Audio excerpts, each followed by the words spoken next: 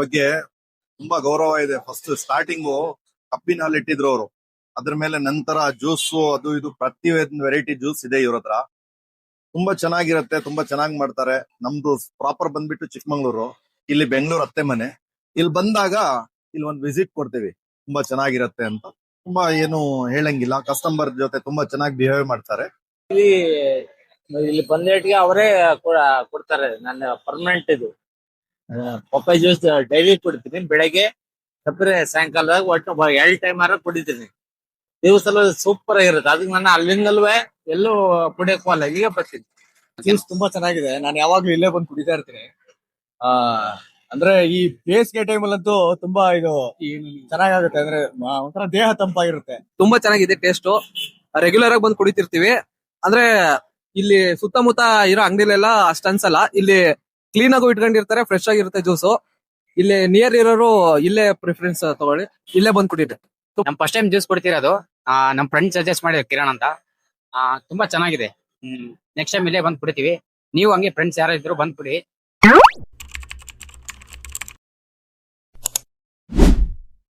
Sir ಎಲ್ಲರಿಗೂ ನಮಸ್ಕಾರ. ನನ್ನ ಹೆಸರು ಬಂದು ರವಿಸ್ವಾಮಿ ಅಂತ. ಮಾಗೂರು ಹೋಗ್ಲಿ, ಚಂದ್ರಬಣ್ಣ ತಾಲೂಕು, ಹಾಸನ ಡಿಸ್ಟ್ರಿಕ್ಟ್. ನಾ ಬೆಂಗಳೂರಿಗೆ ಬಂದು 25 ವರ್ಷ ಆಯ್ತು ಸರ್. 25 ಸ್ಟಾರ್ಟಿಂಗ್ ಬಂದು ಜ್ಯೂಸ್ ಅಂಗಡಿಯಲ್ಲೇ ಕೆಲಸ ಮಾಡಿತ್ತು. ಒಂದ್ 5 ವರ್ಷ ಜ್ಯೂಸ್ ಅಂಗಡಿಯಲ್ಲಿ ಕೆಲಸ ಮಾಡಿದ್ವು. ಆಮೇಲೆ ದುಡ್ಡುಗಳು ಒಂದ್ ಸ್ವಲ್ಪ ಸ್ವಲ್ಪ ಮಾಡ್ಕೊಂಡು TVS ಕ್ರಾಸ್ ಇದೆಯಲ್ಲ, ಅಲ್ಲೊಂದು ಶುಗರ್ ಕ್ಯಾನ್ ಫುಟ್ಪಾತ್ ಗಾಣ ಓಪನ್ ಮಾಡಿದ್ರು. ಫುಟ್ಪಾತ್ ಗಾಣ ಓಪನ್ ಮಾಡಿ ಅಲ್ಲಿಂದ ಅದನ್ನೇ ನಡೆಸ್ಕೊಂಡು ಹೋಗ್ತಾ ಇದ್ದೆ ಸರ್. ಒಂದು ಇಟ್ಕಡೆ ಒಂದು 5-6 ವರ್ಷ ಅದನ್ನೇ ನಡೆಸ್ತು. 2011 ಶುಗರ್ ಕ್ಯಾನ್ ನಡೆಸ್ತು. ಆಮೇಲೆ ಒಂದ್ ಸ್ವಲ್ಪ ದುಡ್ಡುಗಳು ಮಾಡ್ಕೊಂಡು ಸ್ವಲ್ಪ ದುಡ್ಡುಗಳು ಸ್ಟಾರ್ಟ್ ಆದ್ಮೇಲೆ ಅಂಗಡಿ ಸ್ಟಾರ್ಟ್ ಮಾಡ್ದು, ಜ್ಯೂಸ್ ಅಂಗಡಿ.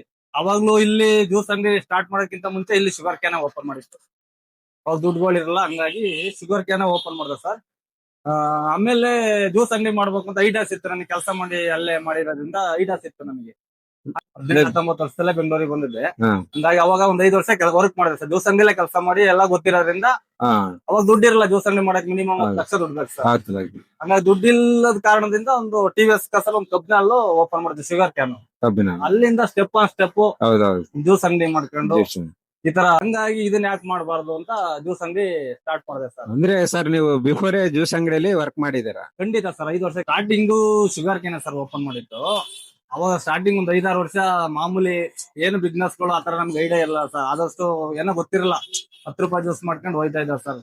ಅದೇ 2006 ಮದುವೆನೂ ಆಗಿತ್ತು. ಅವಾಗ ಹಿಂಗೆ ಜೀವನ ನಡೆಸ್ಕೊಂಡು ಹೋಯ್ತಾ ಇದ್ದ ಬೆಂಗಳೂರಲ್ಲಿ, ಬಾಡಿಗೆ ಮನೆ ಮಾಡ್ಕೊಂಡು ಈ ಟೈಪ್ ಅಲ್ಲಿ ಇದ್ದ ಸರ್. 2010 ನಮ್ ಫ್ರೆಂಡ್ ಒಬ್ರು ಚಿಲ್ಲರೆ ಅಂಗಡಿ ಇಟ್ಕೊಂಡಿದ್ರು ಸರ್ ಪಕ್ಕದಲ್ಲಿ. ಅವಾಗ ನಾನೇನ್ ಮಾಡಿವೆ, ಜಮೀನ್ ಇತ್ತು ಊರ್ ಕಡೆ ಹೋಗ್ಬಿಡುವೆ ಸರ್. ಅವ್ರಿಗೆ ಕೀ ಕೊಟ್ಟು ಹೋಗ್ಬಿಡುವೆ.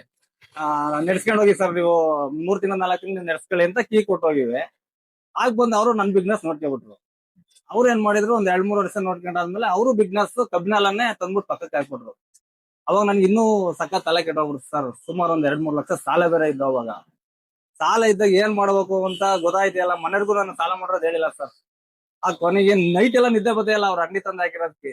ಆಮೇಲೆ ಈ ತರ ನನ್ ಸ್ನೇಹಿತರು ಒಬ್ರು ಇದ್ರು, ಯೋಗೇಶ್ ಅಣ್ಣ ಅಂತ, ಕುರುಬ್ರಳ್ಳಿ ಬ್ರಿಡ್ಜ್ ಹತ್ರ.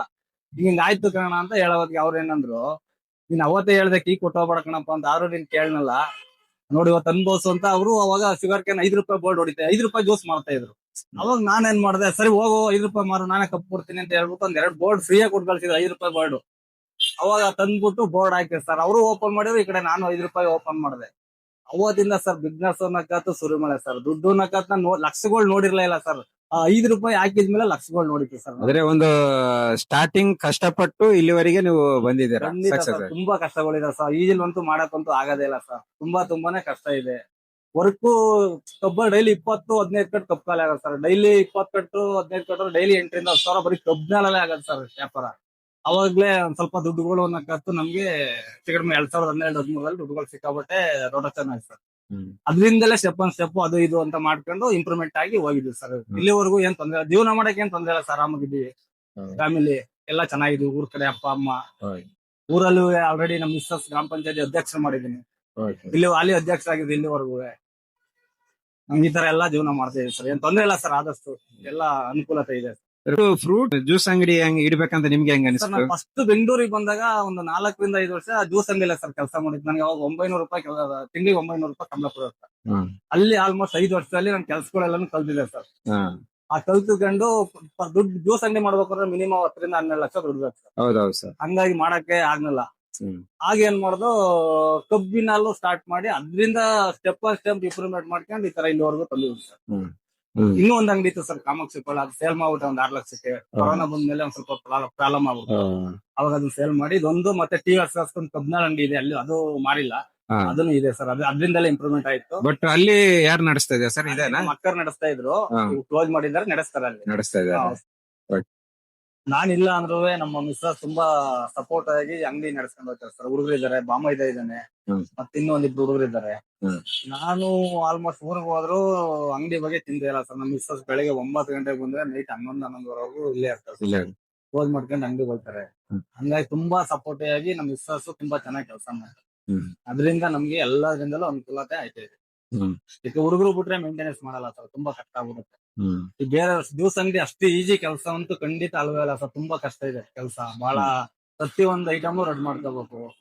ಹಂಗಾಗಿ ತುಂಬಾ ಕಷ್ಟ ಇದೆ. ಅವಾಗ ಮಕ್ಳು ನೋಡ್ಕೊಂಡು ಅಂಗಡಿ ಮೇಂಟೈನ್ ಮಾಡ್ಕೊಂಡು ಈ ತರ ಎಲ್ಲ ಹೋಯ್ತಾವ್ ಸರ್. ಇಲ್ಲಿ ಎಷ್ಟು ಜನ ವರ್ಕ್ ಮಾಡ್ತಾ ಇದಾರೆ ಸರ್? ಒಟ್ಟಿಗೆ 5 ಜನ ಇದ್ದೀವಿ ಸರ್. ಹಾ. 3 ಜನ ಮಿಸ್ಸಸ್, ನಾನು ಒಟ್ಟಿಗೆ 5 ಜನ ಇದ್ವಿ. ಹಾ. ನಾನು ಇಲ್ಲ ಅಂದ್ರೆ ಇವರು ಹುಡುಗರು ಮತ್ತೆ ಮಿಸ್ಸಸ್ ಮೇಂಟೈನ್ ಮಾಡ್ತಾರೆ. ಬಿಸ್ನೆಸ್ ಸ್ಟಾರ್ಟ್ ಮಾಡ್ಬೇಕಂದ್ರೆ ನೀವು ಏನ್ ಹೇಳ್ತೀರಾ ಸರ್? ಬೇರೆ ಹೊಸದವ್ರಿಗೆ ಕೇಳಿದಾರೆ ಮಾಡ್ಬೋದು, ತೊಂದ್ರೆ ಇಲ್ಲ, ಆದಾಯ ಇದೆ. ಬಟ್ ಕೆಲಸ ಗೊತ್ತಿರ್ಬೇಕು ಸರ್. ಕೆಲಸ ಗೊತ್ತಿಲ್ಲದೆ ಸುಮ್ನೆ ಮಾಡಕ್ ಹೋಗ್ಬಾರ್ದು. ಆಲ್ಮೋಸ್ಟ್ ಅದ್ರ ಬಗ್ಗೆ ಗೊತ್ತಿದ್ರೆ ಕೊನೆ ಪಕ್ಷ ನಾವೇ ಅವರೇ ನಿಂತ್ ಮೇಂಟೈನ್ ಮಾಡ್ತೀನಿ ಅನ್ನೋ ಇದಾರ ಇಟ್ಟು ಮಾಡ್ಕೊಂಡು ಹೋಗ್ಬೋದು. ಈ ಹುಡುಗರುಗಳು ನಂಬ್ಕೊಂಡ್ ಮಾಡ್ಕೊಂಡು ಹೋದ್ರು ಅದು ಕೆಲ್ಸಗಳಾಗಲ್ಲ. ಬಟ್ ಕೆಲಸ ಗೊತ್ತಿರ್ಬೇಕು ಸರ್, ಅದ್ರ ಬಗ್ಗೆ ಅನುಭವ ಇರ್ಬೇಕು. ಹಂಗಿದ್ರೆ ಮೇಂಟೈನ್ ಮಾಡ್ಕೊಂಡು ಹೋಗ್ಬೋದು. ಇಲ್ಲ ಅಂದ್ರೆ ಕಷ್ಟ ಆಗ್ಬಿಡುತ್ತೆ ಸರ್, ಮಾಡಕ್ಕಾಗಲ್ಲ. ಸ್ಟಾರ್ಟ್ ಮಾಡ್ಬೇಕಂದ್ರೆ ಎಷ್ಟು ಬಜೆಟ್ ಇಂದ ಸ್ಟಾರ್ಟ್ ಆಗ್ಬೋದು? ಆವಾಗ್ಲೇ ನಮ್ಗೆ 10 ಲಕ್ಷ ರೂಪಾಯಿವರೆಗೂ ಖರ್ಚಾಗಿತ್ತು. ಇವಾಗ ಮಾಡ್ತೀನಿ ಅಂದ್ರೆ ಅಡ್ವಾನ್ಸ್ ಮೇಲೆ ಡಿಪೆಂಡ್ ಆಗುತ್ತೆ ಸರ್. ಅಡ್ವಾನ್ಸ್ ಒಂದೊಂದು 5 ಲಕ್ಷ 6 ಲಕ್ಷ ಈ ತರ ಎಲ್ಲ ಅಡ್ವಾನ್ಸ್ ಇರುತ್ತೆ. ಅಂದ್ರೆ ಈ ಬೆಂಗಳೂರು ಏರಿಯಾದಲ್ಲಿ ಬೇರೆ ಹಳ್ಳಿಗಳಲ್ಲಿ ಆತರ ಇದ್ದಾರೆ ಅಂದ್ರೆ ಸರ್ ತಾಲೂಕ್ ಲೆವೆಲ್ ಅಲ್ಲೂ ಕಮ್ಮಿ ಸಿಗಲ್ಲ ಸರ್. ಅಡ್ವಾನ್ಸ್ 2-3 ಲಕ್ಷ ಬಾಡಿಗೆ ಇರುತ್ತೆ. ಹಂಗಾಗಿ ಮಿನಿಮಮ್ ಮಾಡ್ತೀನಿ ಅಂದ್ರೆ ಹಳ್ಳಿ ಕಡೆ ಆ ಕಡೆ ಲೋಕಲ್ ಮಾಡ್ತೀನಿ 5 ಲಕ್ಷನಾದ್ರು ಬೇಕೇ ಬೇಕು ಸರ್. 5 ಲಕ್ಷ ಬೇಕು. 5 ಲಕ್ಷವರೆಗೂ ಬೇಕೇ ಬೇಕು. ಅಂದ್ರೆ ಓನ್ ಅಂಗಡಿ ಇದ್ರು ಮಾಡ್ಕೋಬಹುದು. ಮಾಡ್ಕೋಬಹುದು ಖಂಡಿತ. ಆದಾಯ ಇದೆ ಸರ್, ಆದಾಯ ಇಲ್ಲ ಅಂತ ಏನಿಲ್ಲ. ಬಟ್ ಕಷ್ಟನೂ ಅಷ್ಟೇ ಇದೆ ಸರ್. ಈಜಿಲ್ಲಂತೂ ದುಡ್ಡು ಮಾಡಕ್ಕಾಗಲ್ಲ. ತುಂಬಾ ಎಫರ್ಟ್ ಅಲ್ಲಿ ಹಾಕಿ ಕೆಲಸ ಮಾಡಿ ದುಡ್ಡು ಮಾಡೋದು.